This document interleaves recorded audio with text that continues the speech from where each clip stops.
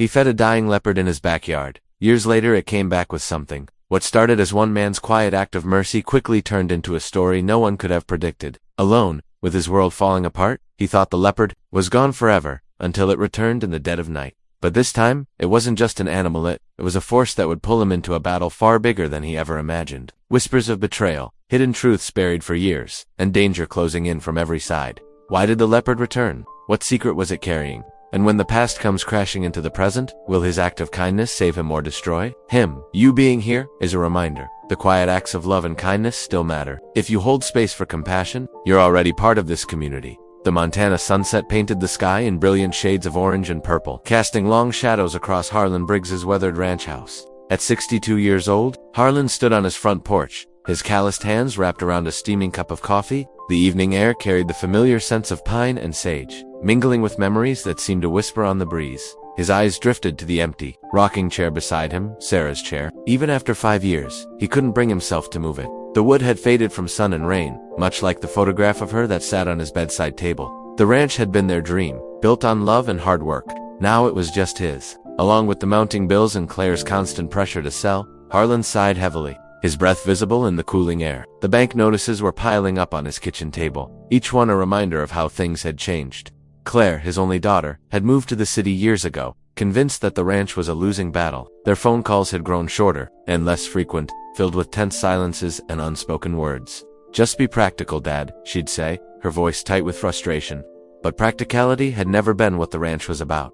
As darkness settled over the land, Harlan noticed something unusual at the edge of his property where the fence line met the trees. A dark shape lay motionless in the tall grass.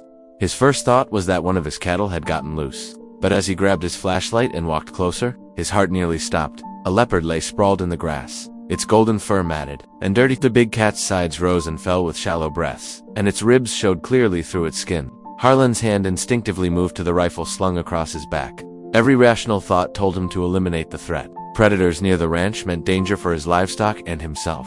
But something made him hesitate. The leopard's eyes, though barely open, held a deep intelligence that stirred something in Harlan's soul. They reminded him of Sarah's words years ago. Kindness costs nothing, but its value is beyond measure. "Lord help me," Harlan muttered. Lowering his rifle, "I must be losing my mind." He returned to the house, his boots heavy on the wooden steps. In his kitchen, he found some leftover roast beef from dinner and carried it back out. Standing at what he hoped was a safe distance, he tossed the meat toward the leopard. The animal's nose twitched, but it made no move to eat. "Come on now," Harlan said softly, surprising himself with the gentleness in his voice.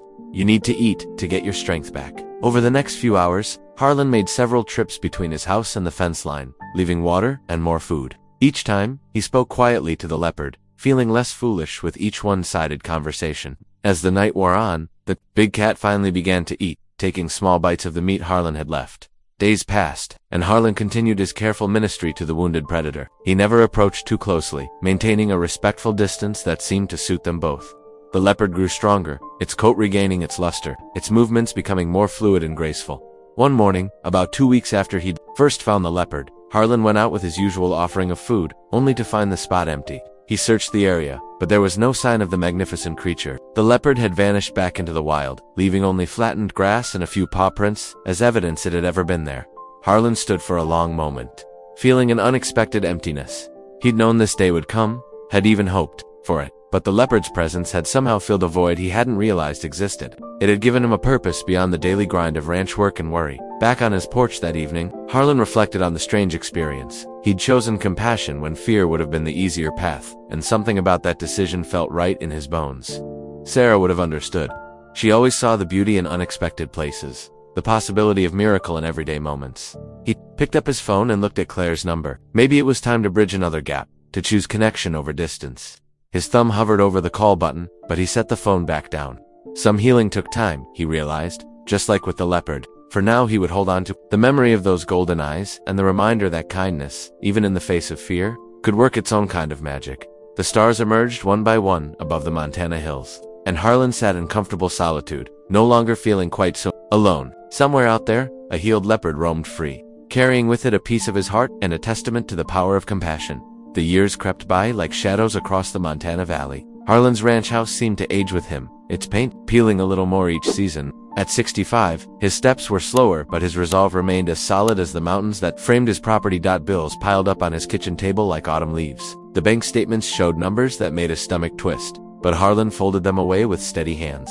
He'd faced down worse storms than this. One crisp morning, a shiny black SUV rolled up his dusty driveway. Two men in expensive suits stepped out, their leather shoes unsuited for ranch life.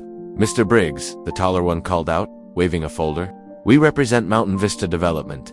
We'd like to discuss an opportunity." Harlan didn't invite them in. He stood on his porch, arms crossed, and listened to their pitch about luxury homes and golf courses. The number they offered made his eyes widen, but he shook his head, not interested. "Sir, you should really consider." I said no. Harlan's voice carried the weight of years spent working this land. "Now, if you'll excuse me, I've got fences to mend." The developers weren't the last. They came like waves, each offering more than the last. Some tried flattery, others veiled threats about property taxes and market forces. Harlan turned them all away. Then came the phone call from Claire. His daughter's voice crackled through the line, tired and frustrated. "Dad, please be reasonable. You can't keep fighting everyone." "I'm not fighting anyone," Harlan replied, though his throat tightened. "I'm just staying where I belong. The ranch is killing you." Claire's words struck like physical blows. "Mom wouldn't want this. She'd want you to be smart, to take care of yourself." "Don't," Harlan's voice roughened. "Don't use your mother to push me out of my home. It's not a home anymore, Dad. It's a burden, a money pit. Why can't you see that?" The argument spiraled, old wounds reopening. When Claire hung up, the silence in the house felt heavier than ever. Harlan stared at family photos on the wall, wondering when the distance between him and his daughter had grown so vast. Vernon Harker arrived on a Tuesday. Unlike the other developers, he didn't send representatives. He came himself, in a Mercedes that gleamed like a shark in sunlight. Harlan had heard about him, everyone in the county had. Harker owned half the valley already, turning ranches into vacation homes and shopping centers. "Beautiful spread you've got here," Harker said, his smile not reaching his eyes. He was a broad man with expensive clothes and manicured hands that had never known real work, shamed to see it falling apart. "It's not falling apart," Harlan replied evenly, "and it's not for sale." Harker's smile tightened. "Everything's for sale, Mr. Briggs. It's just a matter of price, and pride can be expensive." "This isn't about pride?" "No." Harker gestured at the worn buildings, the aging equipment. "Then what is it about?" "Sentiment. The good old days. Times change, Mr. Briggs. Smart men change with them. This conversation is over." Harlan turned away, but Harker's words followed him. "Think it over. My offer won't last forever. Neither will you." The pressure mounted after that. Strange trucks began appearing on Harlan's access road. Fences were found cut, cattle scattered. Anonymous calls suggested he was too old, too stubborn, too proud to run a ranch properly. One morning, Harlan found his main gate knocked off its hinges. As he worked to repair it, a neighbor drove by slowly. "Harker's got deep pockets," the man called out in a long memory for folks who cross him. Harlan straightened up, hammer in hand. The sun beat down on his neck as he considered his response. "Good thing I've got a long memory too," he said finally. "I remember when this valley had more backbone than money." The neighbor shook his head and drove on. Harlan returned to his work, each strike of the hammer echoing across his land. The gate would stand again, just as he would. Some things were worth more than money, worth more than an easy life. His father had taught him that, and he'd taught Claire the same, though somewhere along the way she'd forgotten. That evening, standing on his porch, Harlan watched the sunset paint the sky in colors no developer could replicate. Somewhere in the distance, a coyote called out, wild and free. He thought about Sarah, about the life they'd built here, about the promises made and kept. Vernon Harker might own half the valley, but he didn't understand what he was really buying. He saw land as numbers on paper, not as something alive, something that could seep into your bones and become part of who you are. Harlan's refusal to sell wasn't just about a piece of property. It was about standing up to men who thought everything and everyone had a price. It was about keeping a small corner of the world true to what it was meant to be. The intimidation would continue. Harlan knew that, but he'd faced down worse storms than Vernon Harker, and he'd face down this one too. No matter the cost. The morning sun cast long shadows across Harlan's weathered ranch as he stepped out onto his front porch, coffee mug gripped tightly in his calloused hands. His heart sank at what he saw. The main gate hung crooked on its hinges, the metal twisted and broken. It was the third time this month. "Dang it all," he muttered, setting down his mug with a sharp clack. The cool Montana air bit at his face as he trudged down to survey the damage. Up close, the destruction was even worse. Someone had taken a truck to the gate, ramming it repeatedly until the posts gave way. Fresh tire tracks carved deep ruts in the mud. His eyes followed the tracks to the south pasture, where more trouble waited. 2 sections of fence were down, posts yanked clean out of the ground. Beyond the broken fence line, his heart clenched. 4 of his best cattle were missing. Those animals represented months of income he couldn't afford to lose. Harlan's hands trembled, not from the morning chill but from a mixture of rage and helplessness. He knew exactly who was behind this: Vernon Harker and his thugs. The wealthy developer had been steadily buying up all the surrounding ranches, and Harlan's refusal to sell had become a personal insult to the man's oversized ego. Near the fallen fence, a crude sign had been hammered into the ground: "Sell now or suffer the consequences." The threat wasn't even subtle anymore. Vernon's intimidation campaign had started small. Suspicious vehicles parked at the property line whispered rumors in town about Harlan's failing ranch. But now the pressure was mounting, becoming more brazen and dangerous with each passing week. Back at the house, Harlan found his landline dead again. The phone company claimed it was just wear and tear on old lines, but he knew better. His isolation was no accident. With no close neighbors left and poor cell service in the valley, he was cut off from help when these accidents occurred. As he worked through the morning repairing fences, his muscles aching from the strain, Harlan felt eyes on him. He paused, squinting at the tree line in the distance. Something moved in the shadows between the pines. A flash of tawny fur, perhaps. His mind drifted to that leopard from years ago, but he shook the thought away. "Getting paranoid in my old age," he muttered, though the hair on the back of his neck still stood on end. By late afternoon, dark clouds gathered overhead as Harlan finished securing the last fence post. His truck's engine groaned as he hauled fresh supplies from town. He'd need to reinforce the gates now, though he could barely afford the materials. The local hardware store had started demanding cash up front for purchases. Another of Vernon's tricks, no doubt, spreading words about Harlan's supposed money troubles. That evening, as rain drummed against his roof, Harlan sat at his kitchen table reviewing his dwindling finances. The missing cattle were a serious blow. Between the property, taxes, equipment, repairs, and now these constant acts of vandalism, his savings were nearly depleted. A fresh stack of development offers from Vernon's company sat unopened on the counter, each one promising generous compensation for his land. His daughter Claire's words from their last fight echoed in his mind. "Dad, you're being stubborn. That ranch is going to kill you." Maybe she was right, but this land held everything. Memories of his late wife Sarah tending her garden, Claire learning to ride her first horse, generations of honest work soaked into every acre. How could he put a price tag on that? A sharp crack of thunder made him jump. Through the window, lightning illuminated the yard in stark flashes. For a moment, he could have sworn he saw a large shape prowling along the fence line, but when he pressed his face to the glass, squinting through the rain, there was nothing there but shadows and wind-whipped trees. Back at his table, Harlan's hands clenched into fists as he stared at the threatening sign he'd pulled from his pasture. Vernon thought he could break him with these playground bully tactics. The man had already swallowed up half the county with his money and threats, but Harlan wasn't about to become another notch on Vernon's belt. "I may be alone out here," he said to the empty kitchen, his voice rough with determination, "but I'm not finished yet."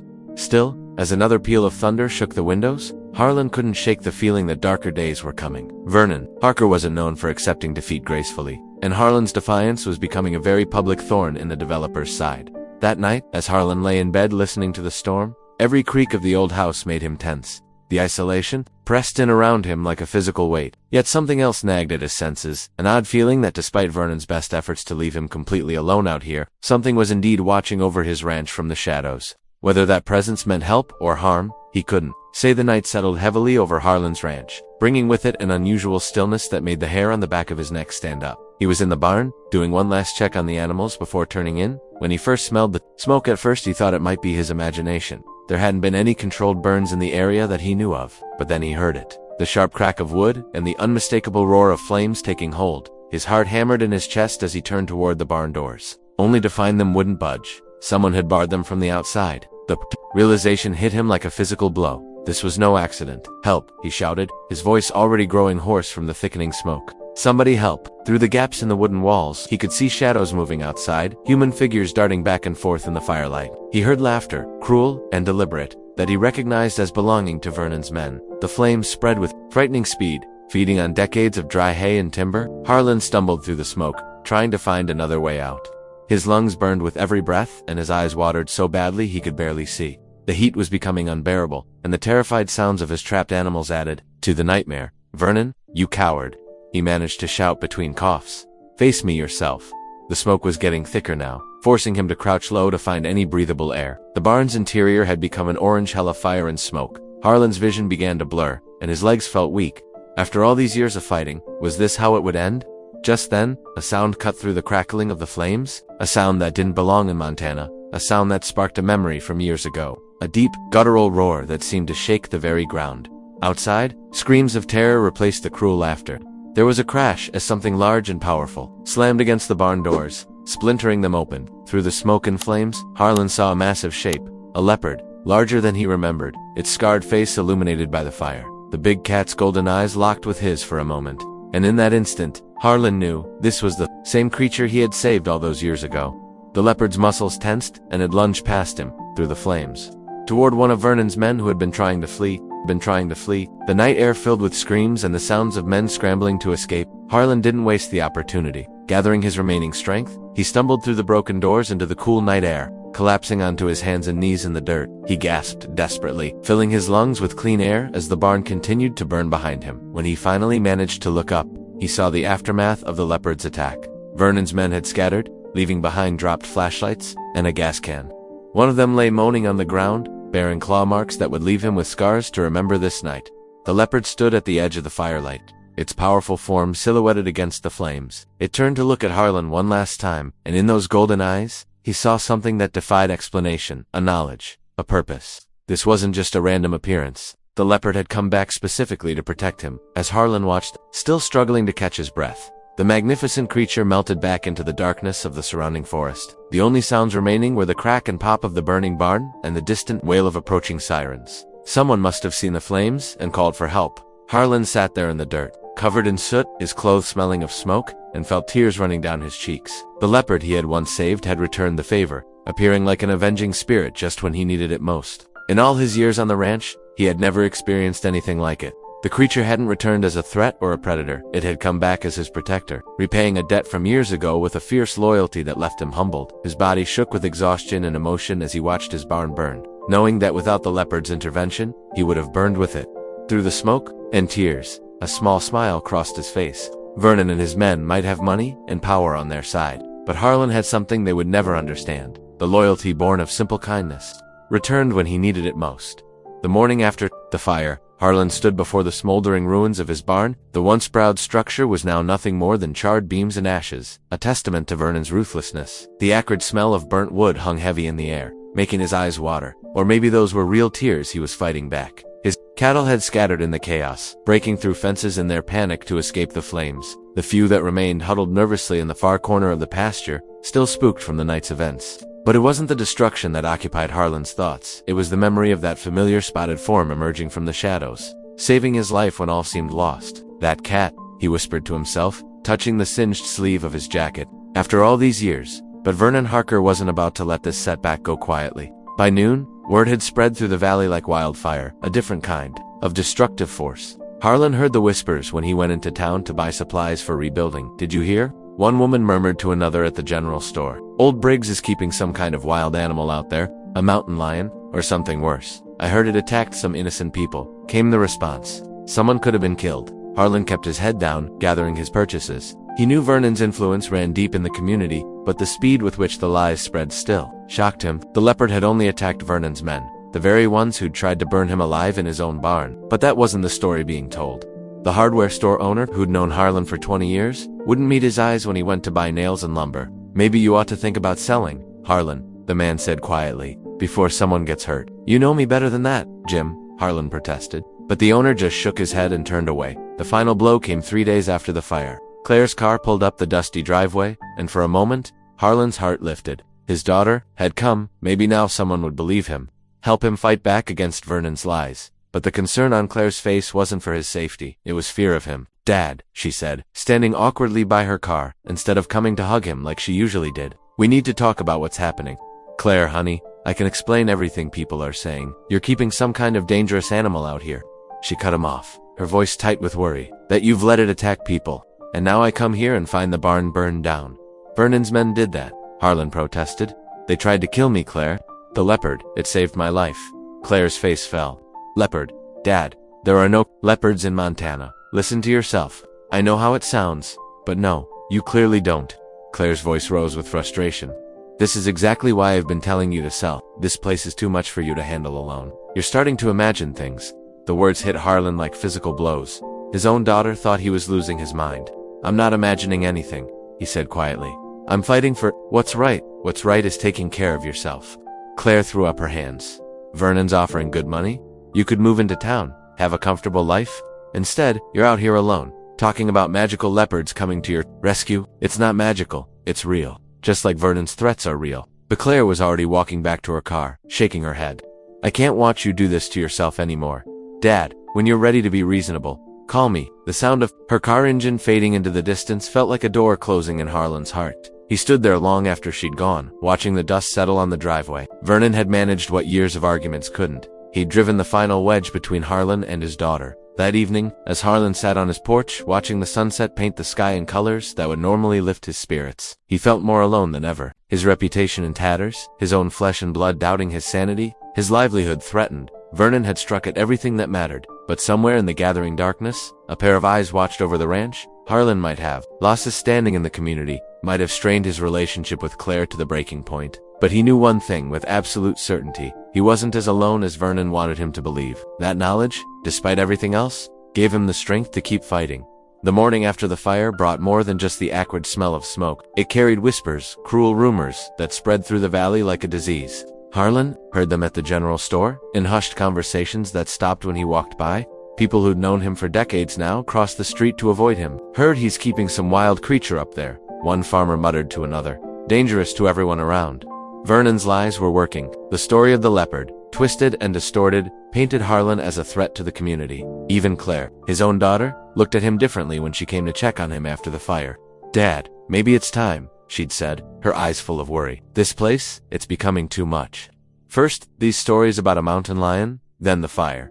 You're not thinking clearly. Her words stung worse than the burns on his arms, but they also lit a fire of determination in Harlan's chest. He knew what he'd seen. He knew who he was. And most importantly, he knew Vernon Harker was behind it all. That's what led him to the county courthouse on a quiet Tuesday morning. The building was old, its marble steps worn smooth by generations of footsteps. Inside, the records room smelled of dust and aging paper. Mrs. Peterson, the elderly clerk who'd worked there since before Harlan was born, barely looked up from her crossword puzzle. Land records, Harlan said quietly. Past 20 years. She pointed to a row of thick books. Without a word, Harlan settled into a corner with the heavy volumes, his weathered hands carefully turning brittle pages. Hours passed as he traced property lines, followed deed transfers, and mapped the steady expansion of Vernon's holdings. At first, nothing seemed unusual, just the sad story of families selling their land piece by piece. But then patterns emerged. Signatures that didn't quite match. Dates that couldn't be right. Properties changing hands multiple times in suspicious sequences. Harlan's hands trembled as he photocopied page after page. The truth was there in black and white. Vernon hadn't built his empire through shrewd business deals. He'd stolen it through fraud and forgery. Piece by piece, year after year. One case hit particularly close to home. The Williams family, 3, Farmsova, had lost their land 5 years ago. The official record showed they'd sold willingly, but Harlan remembered old Joe Williams's tears at church that Sunday. Never signed anything, he'd insisted. They just came one day with papers, saying it wasn't ours anymore.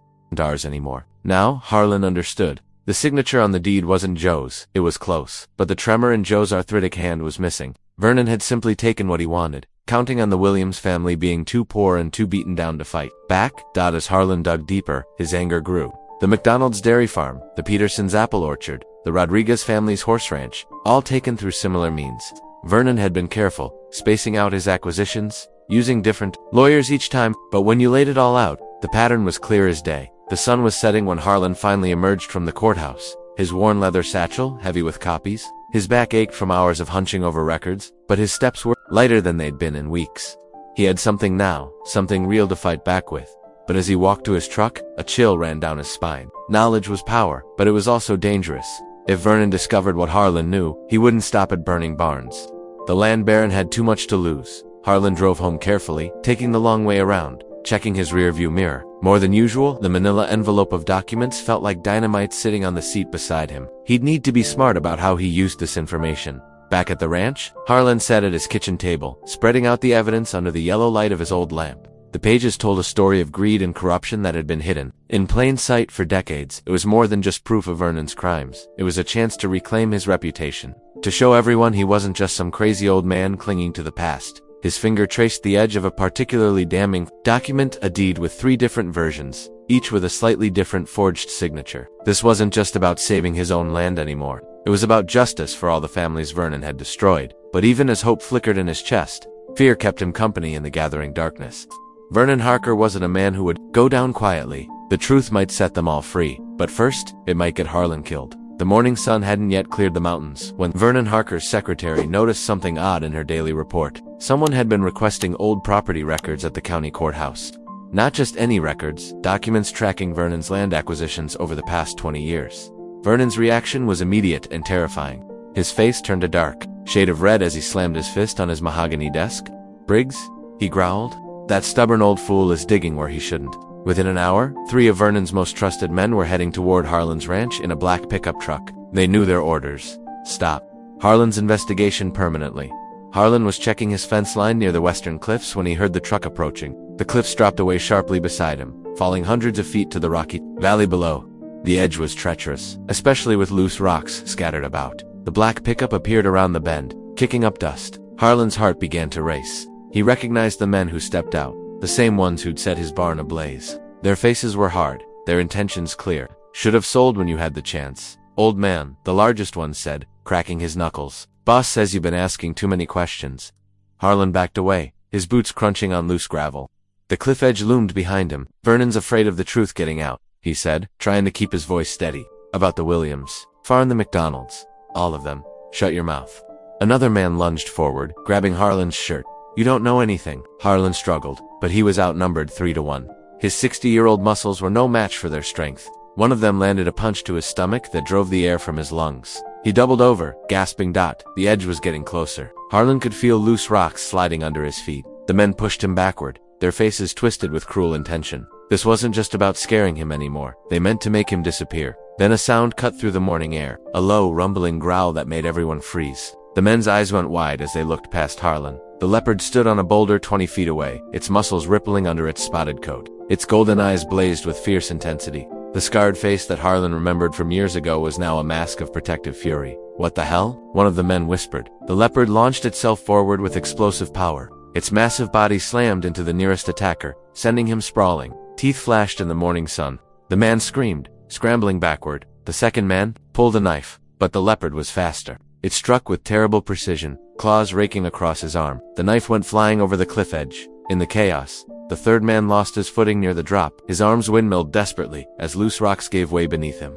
His scream echoed off the cliff walls as he plummeted into the valley below. The remaining men ran for their truck in blind panic. The leopard pursued them part way, ensuring their retreat, before returning to where Harlan stood, trembling.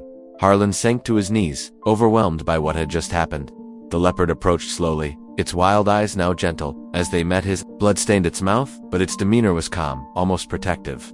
"Thank you," Harlan whispered. Again, the leopard sat beside him, a silent guardian, as Harlan caught his breath.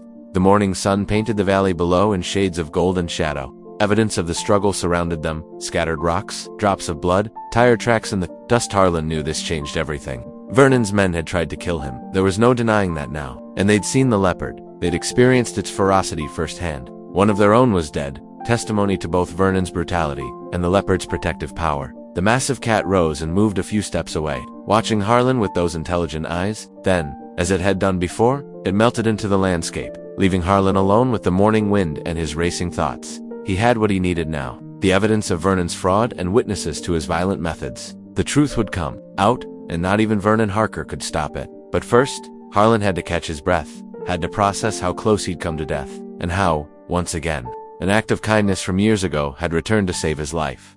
The morning light streamed through the dusty windows of the county courthouse as Harlan Briggs spread the documents across the worn wooden table.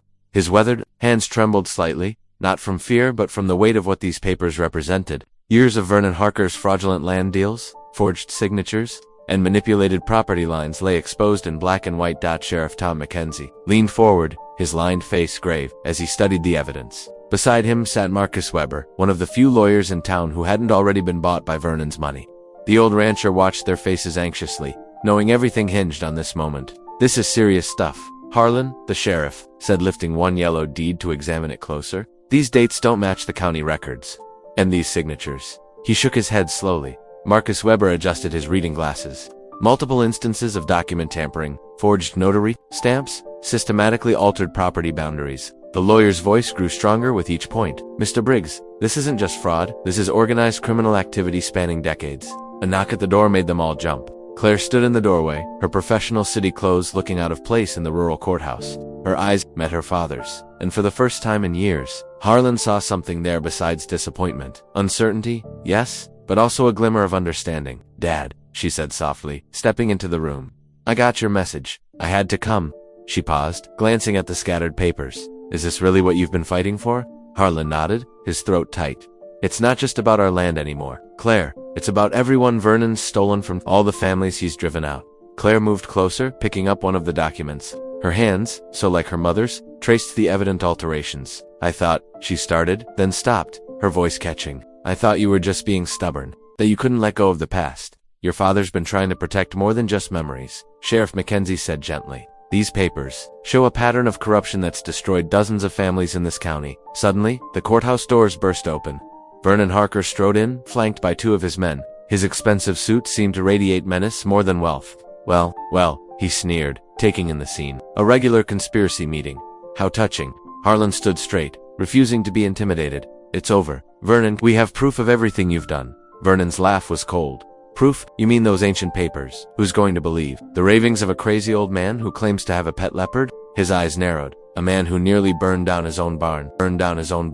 Claire stepped forward, positioning herself between Vernon and her father. "I believe him," she said firmly. "And I'm not the only one who will." Vernon's face darkened. "Miss Briggs, you might want to consider your career prospects before throwing in with this lost cause. I have friends in the city who are you threatening my daughter." Harlan's voice cut through the room like steel. The sheriff stood up. "That's enough, Vernon. We're looking at these documents whether you like it or not." "Go ahead," Vernon snarled. "But remember, accidents happen, especially to people who stick their noses where they don't belong." He turned on his heel and stormed out, his men following like shadows. Claire's hands were shaking, but her voice was steady. "I'm sorry, Dad. I should have listened sooner. Should have trusted that you had reasons for fighting so hard." Harlan reached out and took his daughter's hand, feeling the years of distance between them begin to melt away. "You're here now. That's what matters." Marcus Weber cleared his throat. "This won't be easy. Vernon has money, influence, friends. In high places, he'll fight dirty. Then we'll fight smart," Claire said, squeezing her father's hand. "We'll get more witnesses, other families. He's cheated. There must be records in other counties too." Sheriff Mackenzie nodded. "I'll put my deputies on protection detail. No more midnight visits from Vernon's thugs." Harlan looked at his daughter, seeing in her face the same determination that had driven him all these years. "Your mother would be proud of you, Claire. She always said you had a heart for justice, just like her." Claire's eyes welled with tears. "I miss her, Dad, and I've missed you too. I'm not leaving you to face this alone." The afternoon light slanted through the courthouse windows, casting long shadows across the evidence of Vernon's crimes. But for the first time in years, Harlan didn't feel the weight of his solitary struggle. With his daughter beside him, the truth in his hands, and allies at his back, he was ready to face whatever came next. The morning light streamed through the dusty windows of the county courthouse as Harlan Briggs spread the documents across the worn wooden table. His weathered hands trembled slightly, not from fear but from the weight of what these papers represented. Years of Vernon Harker's fraudulent land deals, forged signatures, and manipulated property lines lay exposed in black and white. Claire stood beside her father, her hand resting supportively on his shoulder. The local sheriff, 2 county commissioners, and a state investigator sat across the table, their faces growing grimmer with each document they examined. "These deeds," Harlan explained, his voice steady despite his racing heart, "they're all forgeries. The dates don't match up, and the signatures, well, they're from folks who'd already passed on when these papers were supposedly signed." The courthouse door burst open. Vernon Harker strode in, his expensive suit failing to hide the rage burning in his eyes. "This is ridiculous," he bellowed. "You're going to listen to the ravings of a broken-down rancher." The state investigator raised her hand. "Mr. Harker, please take a seat. These allegations are serious enough to warrant our full attention." Vernon's face reddened as he saw his former associates, men who'd once done his dirty work, sitting in the back of the room. They avoided his gaze, having already given their statements about the threats, the intimidation, the barn fire. "It's all lies," Vernon sputtered, but his voice lacked its usual authority. The sheriff picked up one of the documents, holding it carefully by its edges. "This deed," the sheriff said, "was supposedly signed by Tom Peterson in 2015. Only problem is, Tom died in 2013. I attended his funeral myself." More evidence piled up, property lines that had been mysteriously redrawn, witnesses describing midnight visits from Vernon's men, bank records showing suspicious transfers. With each revelation, Vernon's composure cracked further. "You can't prove anything," he shouted, lurching forward. Toward Harlan, 2 deputies stepped between them. "This is all a setup by a crazy old man who talks to wild animals." Claire squeezed her father's shoulder. The only crazy person here is you, Mr. Harker. My father might be stubborn, but he's honest. Something you wouldn't understand." Vernon's eyes darted around the room, searching for allies. But his loyal men, the muscle he'd relied on for so long, had abandoned him. They sat silent, unwilling to risk their own freedom for a man whose empire was crumbling before their eyes. "I built this county." Vernon's voice cracked with desperation. "Everything I did was for progress. These backward ranchers, these holdouts, like Briggs, they're standing in the way of the future." The state investigator stood up, her face stern. "The future doesn't need to be built on fraud. Mr. Harker, deputies, please place him under arrest." As the handcuffs clicked around Vernon's wrists, Harlan thought of the leopard. Though the creature hadn't appeared today, its spirit seemed to fill the room. The same fierce determination to survive, to protect what was right. The animal had saved him twice, given him the strength to keep fighting when all seemed lost. Now, in this moment of triumph, Harlan felt its presence in his heart. Vernon struggled weakly as the deputies led him away. "You'll regret this, Briggs, all of you." But his threats rang hollow now. The other ranchers in the room, those who'd lost land to Vernon's schemes, stepped forward to shake Harlan's hand. Claire hugged her father tightly, tears in her eyes. "I'm sorry I ever doubted you, Dad," she whispered. Harlan patted her back, his own eyes misting. "You came through when it mattered most, honey. That's what counts." The sheriff gathered the documents, carefully placing them in an evidence envelope. "This'll take months to sort out, but we'll make it right. Every acre he stole, every deed he forged will set it straight." Harlan nodded, feeling the weight of years lifting from his shoulders. He'd stood his ground, protected his land, and in doing so had helped justice prevail. As he walked out of the courthouse into the bright Montana morning, he thought he glimpsed a shadow moving in the distant trees, a familiar shape, powerful and proud. But when he looked again, it was gone. The leopard's work, like his own battle, was complete. The truth had finally come to light, and Vernon Harker's reign of corruption had ended. Harlan had won not through violence or intimidation, but through persistence, courage, and the unexpected alliance of a wild creature who had repaid kindness with protection. Standing in the courthouse square, surrounded by well-wishers, and with his daughter by his side, Harlan felt a peace he hadn't known. In years, he had finally stood his ground and won. The morning sun painted long shadows across Harlan Briggs's ranch, touching everything with gentle golden light. The air held the crisp sweetness of early autumn, and a gentle breeze rustled through the tall grass. Harlan stood on his front porch, his weathered hands wrapped around a steaming cup of coffee, watching as Claire's truck kicked up dust along the winding driveway. These morning visits had become routine in the weeks since Vernon's arrest. Each time she arrived, Harlan felt a small knot in his chest loosen just a bit more. Today, she stepped out of her truck wearing jeans and work boots, ranch clothes, not city clothes. The sight made his heart swell. "Morning, Dad," Claire called out, climbing the porch steps. Her smile came easier now, natural and warm like it used to be years ago. "Got your coffee right here," Harlan replied, holding out a second mug he'd prepared. It was a small gesture, but one that spoke volumes about their healing relationship. They sat together in comfortable silence, watching the sun climb higher over the mountains. The charred remains of the barn stood as a stark reminder of their recent ordeal, but new lumber was stacked nearby, ready for rebuilding. "The contractors are coming next week," Claire said, nodding toward the barn site. "I've got some vacation days saved up. Thought I might stick around, help with the reconstruction." Harlan's throat tightened with emotion.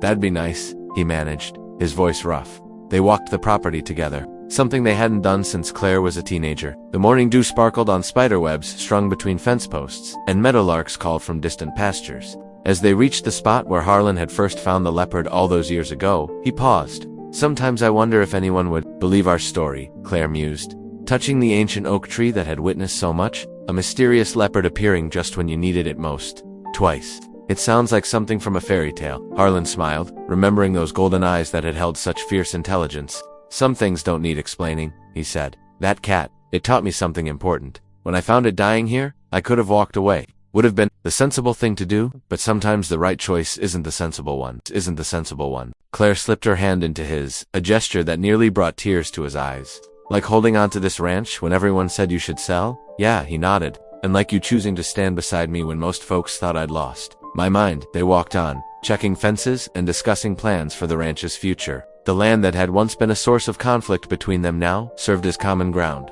Claire pointed out improvements they could make, and Harlan found himself truly listening to her ideas instead of dismissing them out of hand. Near the cliffs where the final confrontation with Vernon's men had taken place, they stopped to rest. The valley spread out below them, a patchwork of greens and golds stretching to the horizon. "I was wrong about you, Dad," Claire said suddenly, her voice soft but clear. "I thought you were just being stubborn, clinging to the past. But you were fighting for something real, something worth protecting." Harlan felt the familiar sting of tears.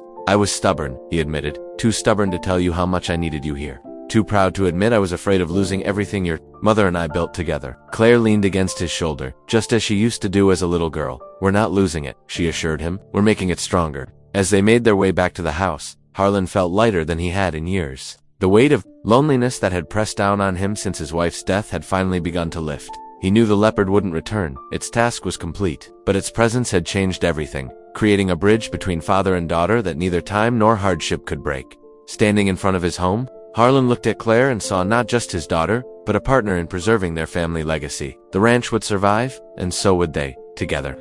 The land that had almost torn them apart had brought them back together, stronger than before. Stay for supper, he asked. Claire's smile was answer enough.